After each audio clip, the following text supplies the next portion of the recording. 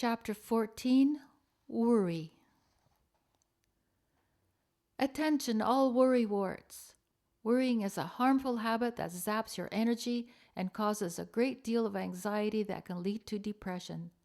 Small wonder we sometimes hear people say they were worried sick or worried to death.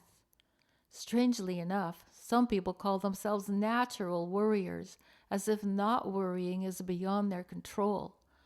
Other people believe if they don't worry, it will cause something bad to happen, or they feel guilty if they don't worry. The only time you should ever feel guilty for not worrying is if you have actually done something wrong. Otherwise, guilt is just another one of those useless, destructive emotions. Worries can be divided into two categories: those you have no control over whatsoever, and those that you do. Whenever you catch yourself worrying about something that is completely out of your control, let it go. As cavalier as that may sound, the fact is that no amount of worrying changes the outcome of a situation. You can help put the brakes on worrying about things you have no control over by persistently reminding yourself that it wreaks havoc with your health and accomplishes nothing useful. While reading back in one of my old journals one day, I discovered that of all the things I regularly worried about, not a single one had actually come to pass. Try and remember something you worried yourself sick about in the past. Did your anxiety end up to be a total waste of your time and energy too? Worrying about terrible things that might or might not happen and blowing them out of proportion is not problem solving.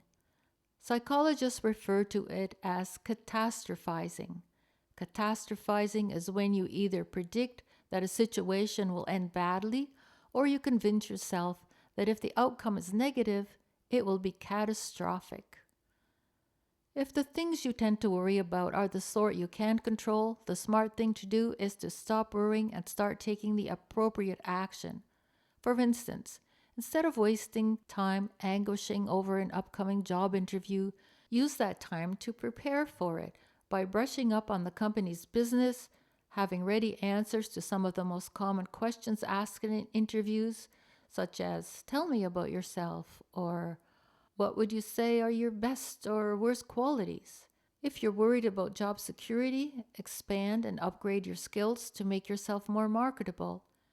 If you're concerned about your health, make an appointment with your doctor for a checkup. I came across a peculiar idea so long ago that I don't recall where it came from, but I decided to give it a try. The idea is to reduce the amount of time we waste worrying by putting a strict time limit on it. Step 1 is to make a list of anything that's worrying you. Step 2 is to set a timer to count down from 10 minutes to 0. When I first tried this, I set a kitchen timer and concentrated on worrying about several things I had on my list. It seemed like an eternity, but finally, ding, my dedicated worry time was up. What had felt like an endless 10 minutes was actually minimal compared to having my worries nag at me throughout the rest of the day.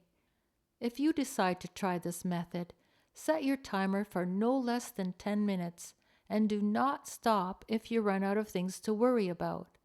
Go back to the top of your list and keep worrying about the same things, over and over if you have to, until the time runs out. Either think about your worries silently to yourself or say them out loud. I prefer to say them out loud as if I was telling them to someone.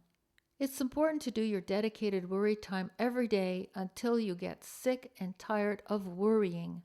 Chances are you'll reach a point where worrying becomes so boring you'd rather carry on with your day in a tranquil state of mind rather than waste another minute worrying over things that are completely out of your control.